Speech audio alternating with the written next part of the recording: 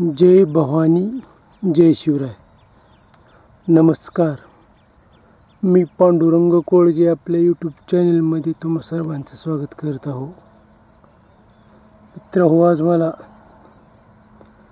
कांद्याला पाणी देऊन 15 दिवस झालेले आहेत, तरी कांदा हा कोण्या अवस्थेत आहे ते तुम्ही पाहत आहोत. आज मला पाणी देणे कांद्याला गरजेचं आहे, कारण कांदा हा आता सध्या पाण्याला आलेला आहे व जमिनीची काय अवस्था झाली आहे ते तुम्ही ह्या व्हिडिओमध्ये पाहू शकता. पाणी द्यायला थोडा गॅप झाला, कारण लाईट नसल्यामुळे पाण्याला 1 आठवडा तरी गॅप झालेला दिसतो. सध्या जमीन पाण्यासाठी ताणलेली आहे. हे पहा,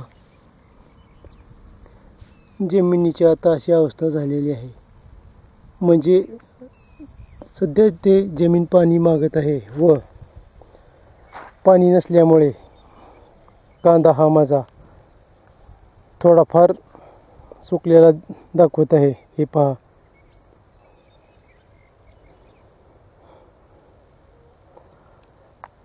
कसल्याही हालतमध्ये आज कांद्याला पाणी दिलंच पाहिजे.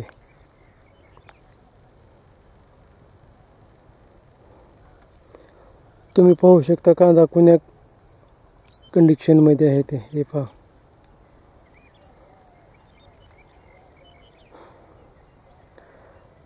चक्क 15 दिवसाचा गॅप झाला आहे पाणी देण्यासाठी.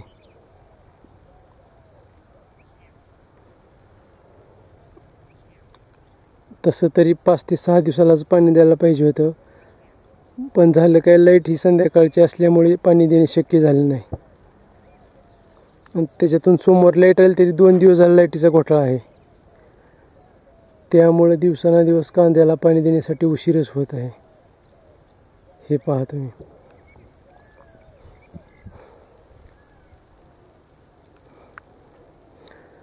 पाणी दिल्यानंतर एखादी आता फवारणीही करावीच लागेल.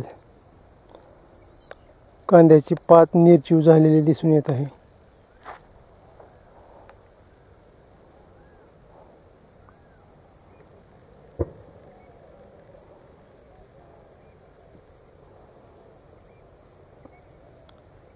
कांदा उंचीला पोचला आहे, पण पाण्याअभावी थोडी पात पिवळेल दिसते. मित्र, आपल्याकडे काही कांदा पिवळे न पडण्यासाठी काही उपाय असला तरी सुचवा.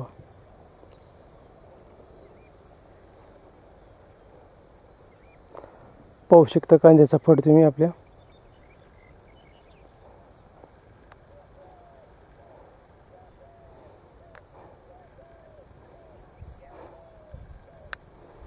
कांद्याला आता पाणी सुरू करावंच लागेल. लाईट येईल म्हणून मित्र मी 7:30ला शेतात आलेला हो, अजून तरी लाईट आलेली दिसत नाही. हे पहा, असा माझा कांदा आहे. हे साईडला पोते लावलेले आहेत. कांद्याचं रक्षण करण्यासाठी हे पोते लावलेले आहेत.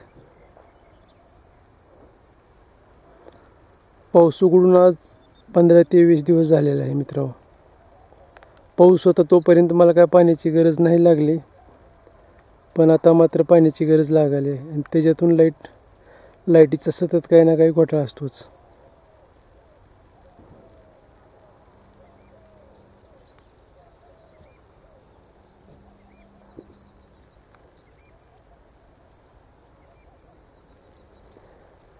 मी तुम्हाला हे सकाळच्या 7 वाजता व्हिडिओ दाखवत आहोत. हे पहा, आत्ताचीच हे शूटिंग आहे कांद्याचे.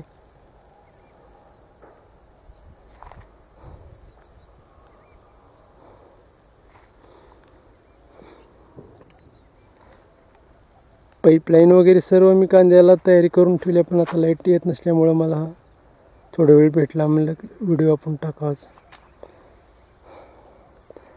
आज थोडा व्हिडिओ पाठवायला मला उशीरच झाला.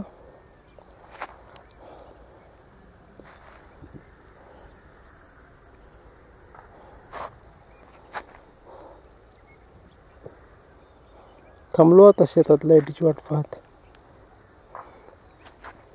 मी तुम्हाला परिसर पूर्ण माझ्या कांद्याच दाखवतो मित्रांनो.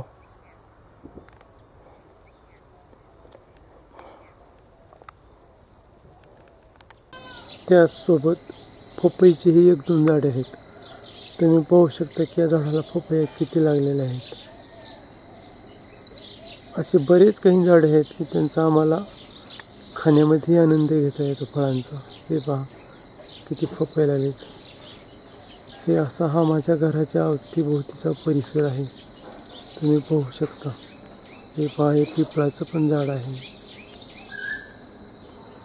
सोबत हा बोर पण आहे 100 ग्रामपंचायतचा.